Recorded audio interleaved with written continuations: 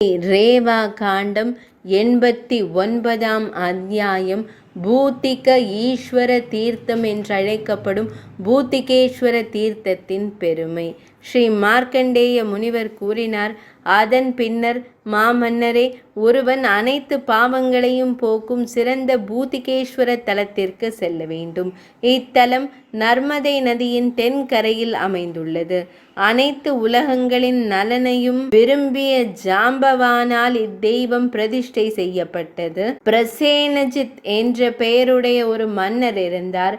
அவரது மார்பில் பதிந்திருந்த ஒரு ரத்தினம் வெளியே எடுக்கப்பட்ட போது அவ்விடத்தில் ஏற்பட்ட காயம் சீல் பிடித்து துர்நாற்றம் வீசி அழுகிய நிலையை அடைந்தது. அவர் அந்த தீர்த்தக்கரையில் தவம் இயற்றினார். அதன் விளைவாக அந்த காயம் குணமடைந்தது. அந்த சிறந்த பூத்திகேஸ்வர லிங்கம் அவரால் பிரதிஷ்டை செய்யப்பட்டது. பரத வம்சத்தின் சிறந்தவரே, எவன் ஒருவன் அத்தீர்த்தத்தில் பக்தியுடன் புனித நீராடி பரமேஸ்வரரை வழிபடுகிறானோ அவன் தான் பெரிதும் விரும்பும் அனைத்து விருப்பங்களையும் அடைவான். மன்னரே, மாதத்தின் கிருஷ்ணபக்ஷத்தில் தேய்பிறையில் வரும் 8ஆம் மற்றும் 14ஆம் திதிகளிலும் மற்ற அனைத்து நேரங்களிலும் பக்தர்கள் அந்த பரம்பொருளை ஆராதிக்க வேண்டும்.